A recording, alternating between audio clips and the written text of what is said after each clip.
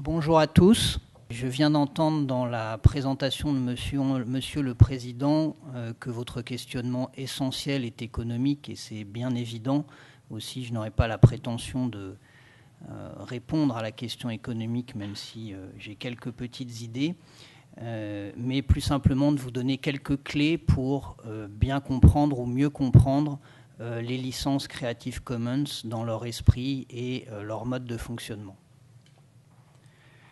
Alors, en introduction, je vais commencer par un flashback qui en apparence va nous emmener loin de notre sujet principal, mais qui à mon sens est assez utile pour comprendre d'où viennent et ce que sont les licences Creative Commons. Ce flashback, c'est des trois couches des licences Creative Commons à la distinction code-objet et code-source au sein d'un logiciel. Pour ceux qui ont déjà utilisé des licences Creative Commons, vous savez qu'on les présente avec un certain humour d'ailleurs, comme composé de trois couches. Le code juridique, c'est la licence elle-même, vous savez, ce texte ardu de plusieurs pages avec plein de petits alinéas que seuls les initiés, c'est-à-dire les juristes, arrivent à lire jusqu'au bout. Et puis, pour cette raison même, il y a une deuxième couche, lisible par les humains, qui est le résumé en langage non juridique de cette licence, qui vous en dit l'essentiel en quelques phrases. Et puis enfin, parce que les licences Creative Commons sont fondamentalement liées à Internet, il y a une couche lisible par les machines, c'est-à-dire un résumé des conditions de la licence qui vont être cette fois compréhensibles par les moteurs de recherche qui crawlent les pages Internet et qui vont pouvoir constater que telle ressource est soumise à telle condition de licence Creative Commons. Et ces trois couches sont un écho tout à fait volontaire à un état de fait qui est la nature même, l'essence d'un logiciel. Et vous me permettrez donc ce petit détour un peu technique. Qu'est-ce qu'un logiciel ? C'est une série structurée d'instructions. Des instructions qui sont rédigées dans un langage compréhensible par l'homme à la base. C'est un langage de programmation, il y en a toute une série, du Pascal au C++, avec aujourd'hui des langages beaucoup plus modernes et élaborés, à commencer par le HTML, qui est le langage du web. Ces séries d'instructions, elles sont structurées, elles sont rédigées dans ce langage pour permettre à une machine, l'ordinateur, de réaliser un certain nombre de tâches. Simplement, la machine ne comprend pas ce langage. La machine ne comprend que des impulsions électroniques, et il faut donc convertir ou traduire le programme d'ordinateur réalisé par l'être humain dans un langage compréhensible par la machine. C'est ce qu'on appelle le code-objet. Et donc on a en informatique cette distinction entre le code source et le code-objet qui est seul compréhensible par la machine. Et en règle générale, et vous allez voir le lien avec les Creative Commons assez vite, lorsqu'on vous fournit un logiciel, qu'il s'agisse d'un système d'exploitation ou d'un logiciel de bureautique, on ne vous fournit que le code objet, c'est ce qu'on appelle le fichier exécutable. Vous avez soit c'est déjà préinstallé dans votre ordinateur, soit vous avez un CD-ROM, soit vous téléchargez ce fichier, mais dans tous les cas, vous n'obtenez ainsi que le code objet compréhensible par la machine, et vous ne pouvez pas, ou très difficilement, à moins d'être un expert doté des outils pertinents, remonter du code source au code objet. Alors, quelles conséquences ça a ? Il y en a plusieurs. La première, c'est qu'on a décidé, à la fin des années 70, début des années 80, de protéger les logiciels par le droit d'auteur. Avec cette difficulté que le droit d'auteur est aussi à l'aise avec le logiciel qu'une poule qui aurait trouvé un couteau. Pourquoi ? Parce que le droit d'auteur ne protège que la forme, c'est-à-dire la structure et la rédaction des séries d'instructions, mais non le fond, c'est-à-dire les fonctionnalités. Ça, c'est la première idée essentielle. Et la deuxième idée, c'est qu'en principe, le droit d'auteur a pour but fondamental de contrôler les modalités de communication au public de ce qu'il protège, de la ressource protégée. Or, dans le logiciel, ce qui est protégé, c'est ces séries d'instructions qui ne sont pas communiquées au public. C'est en ce sens que le droit d'auteur est assez peu adapté au logiciel, puisqu'il protège quelque chose qui en réalité ne vous est pas communiqué, en tout cas pour la partie strictement informatique. La conséquence de tout ça, c'est que la protection du logiciel par le droit d'auteur est assez limitée en efficacité, puisqu'elle protège le logiciel contre les copies strictement serviles. C'est-à-dire qu'on va reproduire le logiciel à l'identique. Il y a 20 ans en copiant la disquette, aujourd'hui en le téléchargeant sans autorisation ou en le copiant sur un CD-ROM. Mais ça n'empêche pas ce qu'on pourrait appeler la contrefaçon intelligente, c'est-à-dire le développement d'un logiciel qui va faire exactement la même chose en termes de fonctionnalité, mais qui va être rédigé autrement en termes de programmation. Pourquoi je vous expose tout ça? Pour en arriver à un élément économique qui a été fondamental dans l'économie du logiciel pendant plus de 20 ans, qui est ce qu'on pourrait appeler le schéma propriétaire. Le schéma propriétaire, c'est une sorte de défiance à l'égard du droit d'auteur. C'est l'idée que dans la mesure où le droit d'auteur ne suffit pas pour assurer une bonne protection du logiciel en termes d'enjeux économiques, on va compléter la protection du droit d'auteur par une autre protection qui consiste à ne pas divulguer les codes sources. Quel intérêt à ne pas divulguer les codes sources pour l'éditeur d'un logiciel? Ça lui confère un avantage concurrentiel face à ses concurrents d'abord, puisque sans le code source, il est beaucoup plus long, beaucoup plus difficile de réaliser un logiciel concurrent, puisqu'on n'a que le code objet. Et donc, il faut reprogrammer, et en partant de zéro ou presque, ce qui est beaucoup plus long que si on a accès au code source, c'est-à-dire le logiciel en langage compréhensible par l'homme, et donc qu'on peut facilement réinterpréter.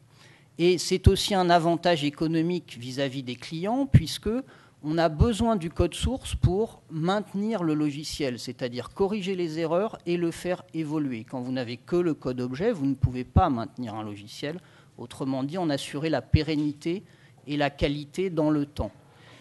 Et donc la rétention des sources, ça place l'utilisateur du logiciel dans une dépendance économique, puisqu'il va avoir besoin de l'éditeur pour obtenir des mises à jour du logiciel qui vont corriger les erreurs, qui vont proposer des nouvelles fonctionnalités, etc. Et c'est là où on va rejoindre les Creative Commons, en tout cas dans l'esprit. C'est qu'en réaction à tout cela, s'est développée au début des années 80 une alternative, les licences de logiciels libres, dont la plus connue est la General Public License GNU, autre acronyme GPL. Le principe de ces licences est le suivant, c'est de libérer entre guillemets les codes sources afin de favoriser les améliorations du logiciel par la communauté des utilisateurs.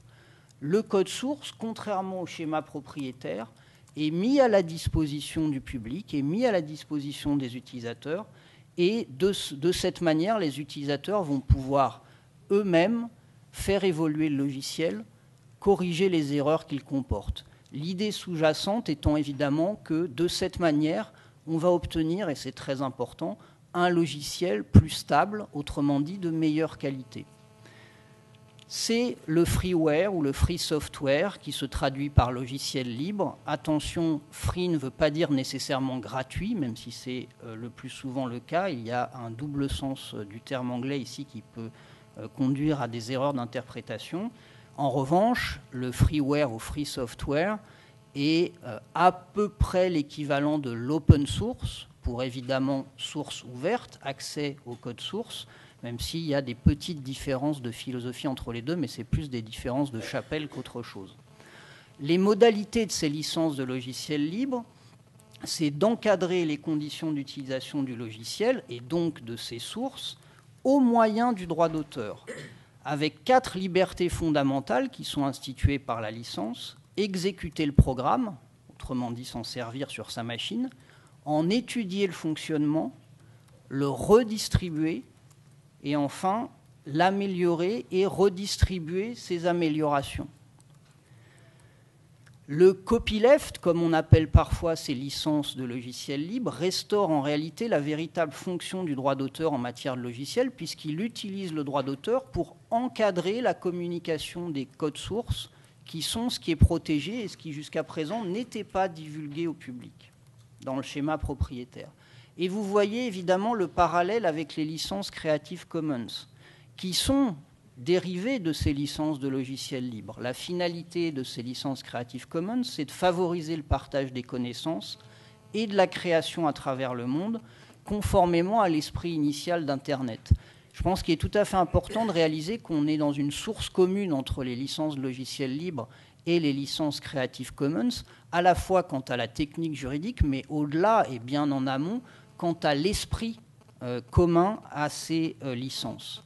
Les modalités de ces licences, qui sont donc des contrats, c'est d'encadrer les réutilisations, je vais employer le terme de ressources, parfois je parlerai d'œuvres, qui est la terminologie consacrée en droit d'auteur, encadrer les réutilisations des ressources selon 4 principes essentiels qui peuvent se combiner en tout ou en partie, ce qui confère une certaine flexibilité à ces licences.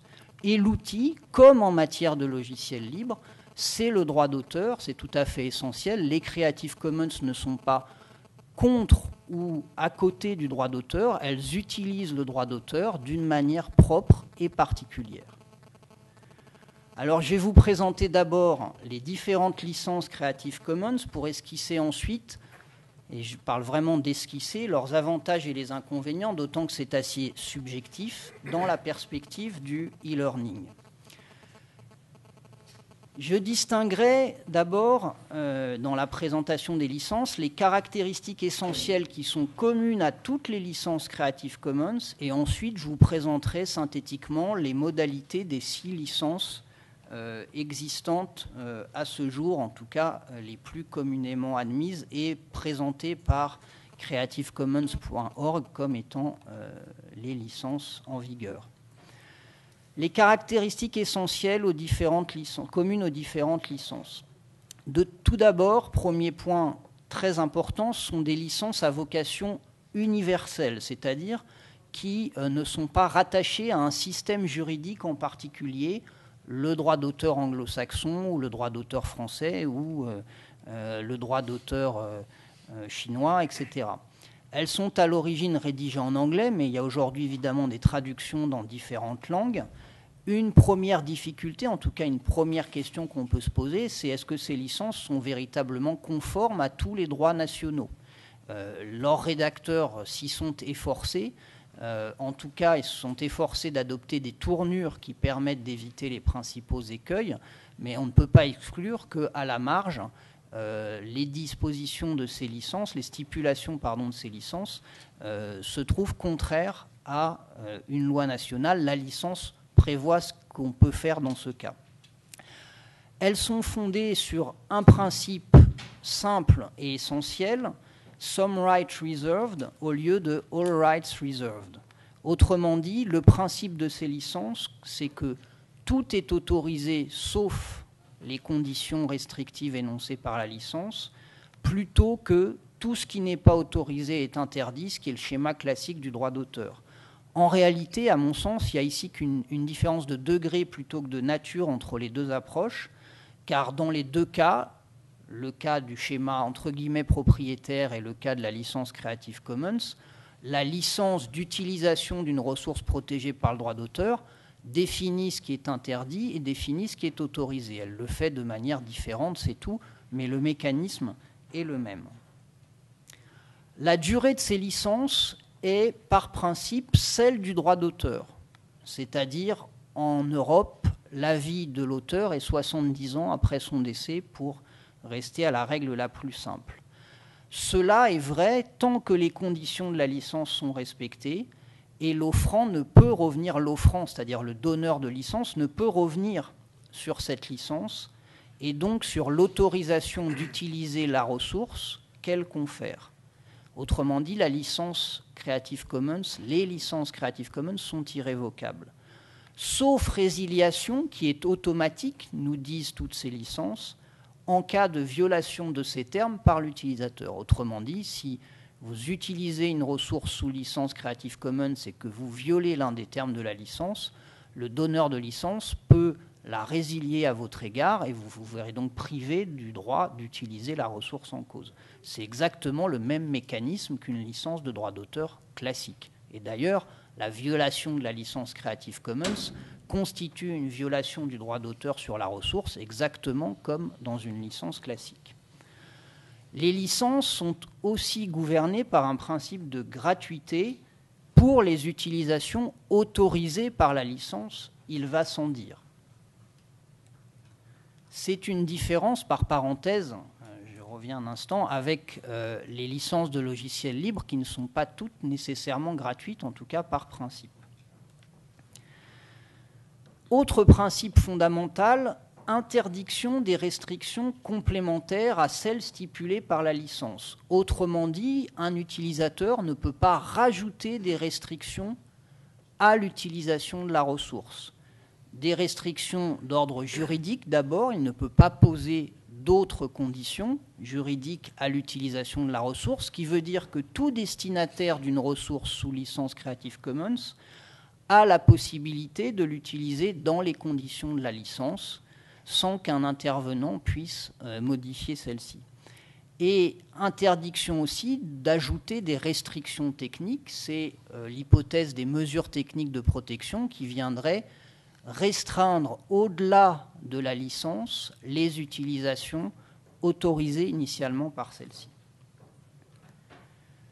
Dernière caractéristique commune essentielle, les licences Creative Commons ne s'appliquent pas aux ressources du domaine public, c'est-à-dire aux ressources qui ne sont plus protégées par le droit d'auteur, ainsi qu'aux actes d'utilisation autorisés par une exception ou une limitation au droit d'auteur. Par exemple, la copie privée est une exception au droit d'auteur. Vous pouvez toujours faire une copie privée sans vous poser de questions, même face à une ressource Creative Commons. Autrement dit, la sphère de liberté définie par la loi sur le droit d'auteur n'est pas affectée par les licences Creative Commons. Autre caractéristique commune essentielle, l'absence de garantie. Les licences Creative Commons, attention, ne sont pas un blanc-seing à l'utilisation d'une ressource, car une ressource peut inclure d'autres éléments protégés par d'autres droits. C'est le cas des droits de la personnalité. Je prends l'exemple d'une photo ou d'une vidéo qui représentent des personnes vivantes et identifiables. Ces personnes ont un droit à leur image qui subsiste quand bien même la photo ou la vidéo serait sous licence Creative Commons.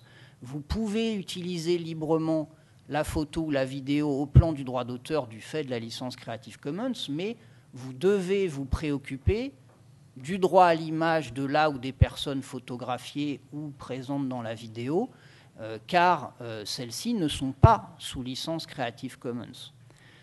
De même, il y a la réserve du droit moral de l'auteur, qui varie selon les juridictions. Et en droit français, le droit moral de l'auteur est un droit extrêmement puissant, qui est exclu du champ de la licence Creative Commons par les licences elles-mêmes. Et en outre, le droit français a un principe d'inaliénabilité du droit moral, ce qui veut dire que même s'il y avait des stipulations contractuelles sur le droit moral, elles seraient nulles. Ce qui signifie que face à une ressource sous licence Creative Commons, vous devez encore respecter le droit moral de l'auteur. Alors, les licences l'imposent pour l'aspect paternité, attribution, nous allons le voir dans un instant.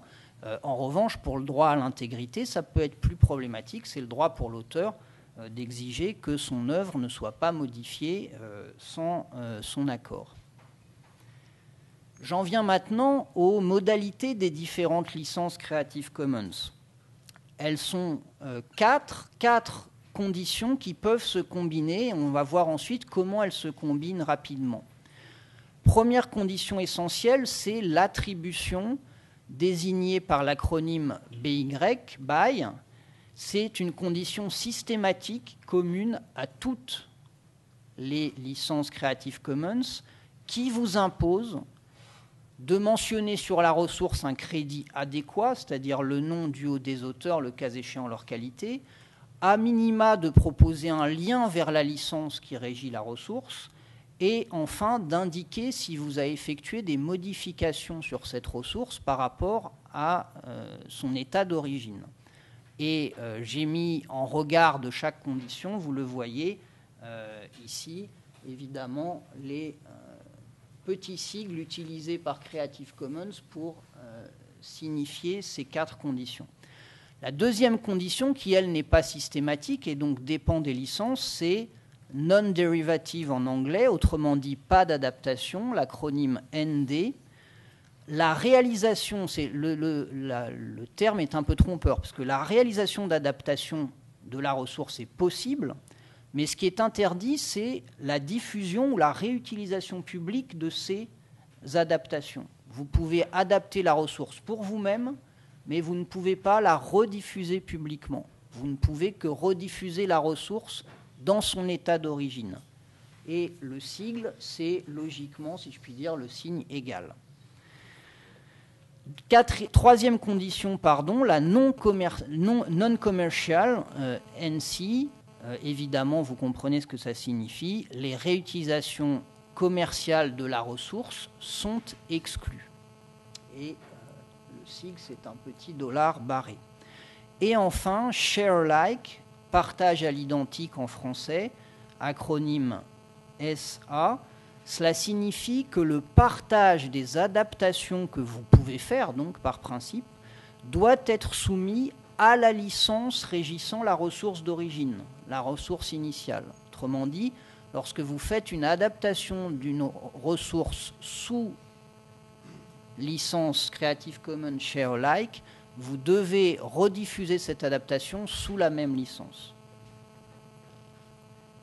Pardon, je suis allé trop vite. Les 6 licences, rapidement, maintenant. La licence attribution, c'est la plus simple et celle qui offre le plus de liberté. Vos seules obligations, c'est de mentionner les crédits adéquats, de créer un lien vers la licence, d'indiquer les modifications éventuelles. Sous réserve du respect de ces conditions, toutes les utilisations de la ressource sous licence sont libres, ce qui signifie que vous pouvez, par exemple, réexploiter commercialement la ressource en cause. Et à nouveau, je vous ai mis là-haut les petits sigles de Creative Commons identifiant cette licence. Deuxième licence, pas de modification, autrement dit non-derivative. CC, c'est pour Creative Commons. BY, c'est attribution. Je vous ai dit que la condition d'attribution était commune à toutes les licences. Et ND pour no derivative. Obligation donc de respecter les 3 exigences de l'attribution que je viens de rappeler précédemment. Et possibilité de réaliser des adaptations, mais interdiction de les distribuer ou de les mettre autrement à la disposition des tiers. Troisième licence, le partage dans les mêmes conditions. Share alike, c'est CC by SA, obligation toujours de respecter les 3 exigences de l'attribution, possibilité de réaliser des adaptations, mais obligation de les distribuer ou de les mettre aux dispositions des tiers sous la même licence. Et là, on est dans le droit fil. Je fais un retour en arrière par rapport à mon introduction de la licence GPL, dont c'est l'une des conditions essentielles en matière de logiciel libre. Quatrième licence, pas d'utilisation commerciale, CC by NC, obligation toujours de respecter les conditions de l'attribution, l'usage commercial de la ressource, que ce soit en tout ou en partie, est exclu, est prohibé, est interdit par la licence. En revanche, vous pouvez adapter librement, rediffuser librement, etc. Cinquième licence, là on entre dans une combinaison un peu plus complexe, pas d'utilisation commerciale, pas de modification. Bien sûr, on a toujours la condition d'attribution. L'usage commercial de la ressource, que ce soit en tout ou en partie, est prohibé. Vous pouvez réaliser des adaptations. J'inclus dans l'adaptation toute transformation de la ressource, quelle qu'elle soit. Mais vous ne pouvez pas distribuer ou mettre autrement à la disposition des tiers ces adaptations. Autrement dit, les adaptations, vous les faites pour vous. Et enfin, la licence pas d'utilisation commerciale, partage dans les mêmes conditions, toujours respecter les règles de l'attribution, l'usage commercial de la ressource est prohibé bien sûr, et vous pouvez réaliser des adaptations et vous pouvez les rediffuser, cette fois, mais à la condition de les rediffuser sous la même licence que la ressource d'origine. Là aussi, on retrouve la philosophie GPL du logiciel libre, où les améliorations du logiciel sont recommunicables aux tiers, et c'est même le but de la licence que de favoriser cette communication des améliorations, mais à la condition de les laisser sous la licence GPL. Le but évident, c'est d'éviter que celui qui arrive en second, en troisième, en quatrième, en cinquième, en dixième et qui améliore une ressource se l'approprie, retourne dans le schéma propriétaire et rompt ainsi la chaîne de partage. J'en viens maintenant aux avantages et les inconvénients des licences Creative Commons pour l'e-learning, et c'est vraiment une esquisse, comme je l'ai dit en introduction, c'est subjectif. Ces licences paraissent des instruments de liberté d'abord, mais elles imposent des contraintes ensuite. Instruments de liberté, conformément à leur finalité essentielle, elles permettent un partage, un échange et une réutilisation des œuvres qui sont grandement facilitées par rapport au schéma de droit d'auteur classique. Les ressources sous Creative Commons sont libres et gratuites, y compris en vue d'une réutilisation commerciale si la licence l'autorise. Elles permettent ainsi, pour celles qui autorisent la rediffusion des améliorations et des adaptations, une amélioration constante des ressources pédagogiques dans un travail collaboratif et interactif. Et elles permettent aussi, sur un plan déjà plus économique, de faire des économies qui peuvent être substantielles en termes de recherche et de gestion des autorisations, puisque un contenu sous licence Creative Commons, vous n'avez pas à vous préoccuper, en tout cas pour ce qui est du droit d'auteur et des droits voisins éventuels, de chercher qui est titulaire des droits, négocier et obtenir de cette personne une autorisation, ce qui est en général, à vrai dire, rédhibitoire. En outre, ces licences proposent une assez grande souplesse d'utilisation en raison de leur variété et de la combinaison que je vous ai présentée possible entre les différentes conditions. Ainsi, si vous le souhaitez, vous pourrez empêcher la réappropriation privative des ressources pédagogiques et de leurs adaptations. C'est vrai pour toutes les licences s'agissant des utilisations de la ressource à l'identique, et c'est vrai pour celles qui imposent le partage aux mêmes conditions s'agissant des adaptations. Vous avez aussi la possibilité d'une certaine garantie de qualité des ressources tout en permettant leur libre circulation par l'amélioration constante que permet en principe la logique Creative Commons et aussi par le fait que vous pouvez opter pour une licence pas de modification, ce qui vous assure, une fois qu'une ressource pédagogique est mise en ligne, qu'elle ne sera pas modifiée par les utilisateurs. Vous garantissez ainsi son intégrité et donc sa qualité. Mais ces licences imposent aussi des contraintes pour les utilisateurs, mais aussi contraintes pour le donneur de licence. Une première contrainte d'ordre juridique qui est peut-être plus théorique que pratique, parce qu'à ma connaissance, il n'y a pas de difficulté, et ça se comprend par l'esprit des licences Creative Commons, c'est l'absence de garantie. Ces licences stipulent toutes, en toutes lettres et plutôt deux fois qu'une, que le donneur de licence ne vous garantit absolument pas les droits qu'il vous concède, autrement dit la jouissance paisible de la ressource sous licence Creative Commons. Autant que tous les droits nationaux permettent des limitations de garantie.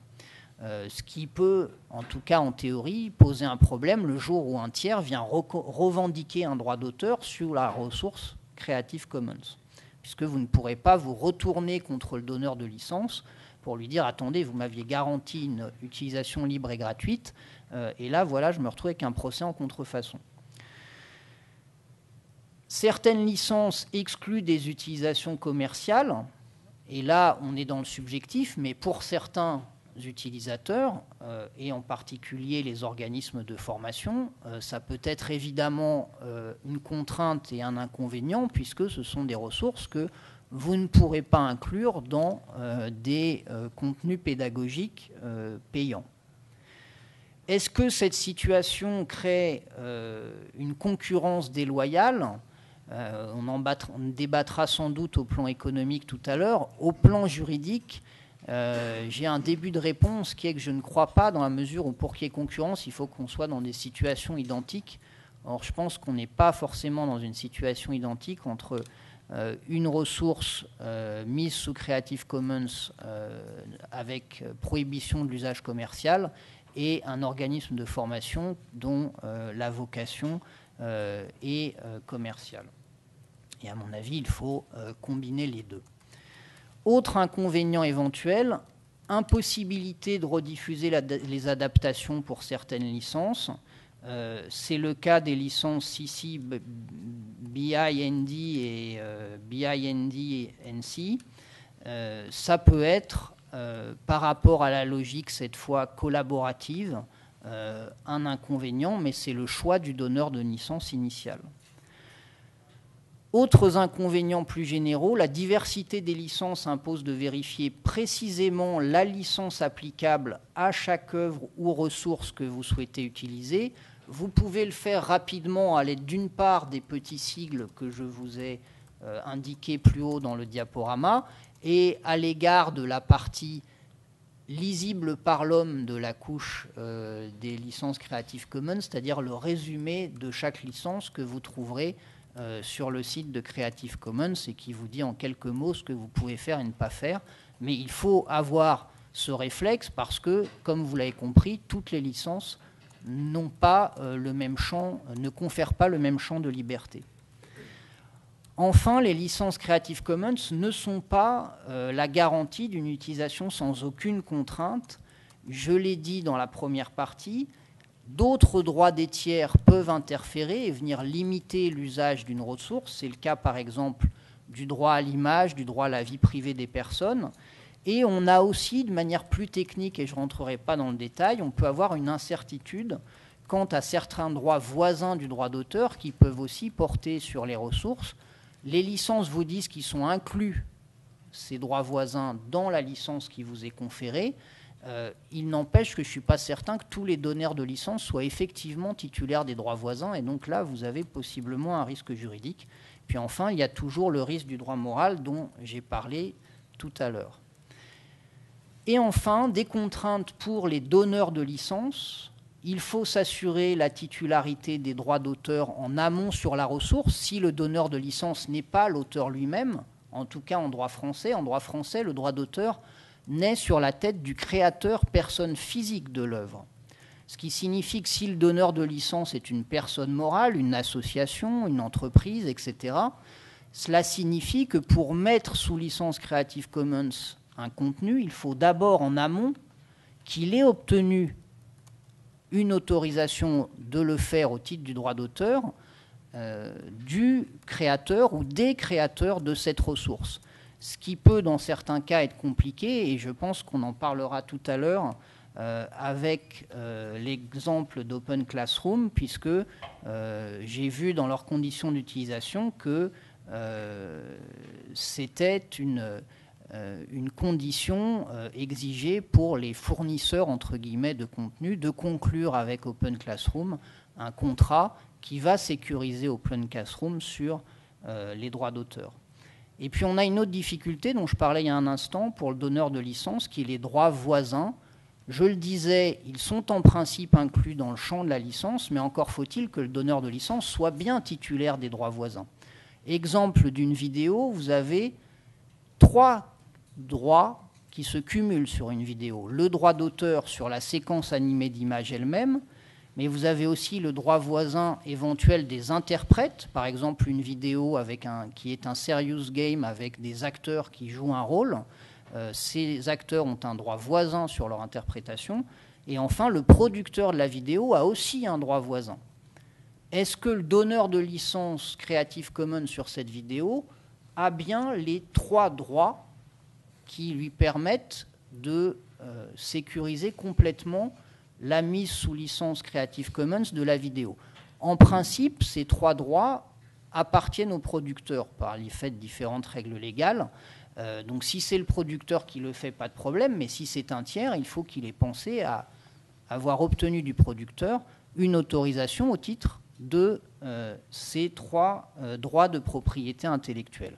Sinon, on court le risque d'avoir une action en contrefaçon de l'un des titulaires, action en contrefaçon dont j'ai dit qu'elle ne serait pas garantie par le donneur de licence. Voilà, alors en conclusion, très simplement, sans prétendre répondre à la question qui nous réunit aujourd'hui, je pense que l'exemple du logiciel libre est un bon exemple pour raisonner par rapport au Creative Commons. Le logiciel libre n'a pas tué l'édition logicielle, il l'a fait évoluer fortement. Je pense que comme dans toute chose de la vie, le salut est dans l'évolution. Voilà, j'ai terminé.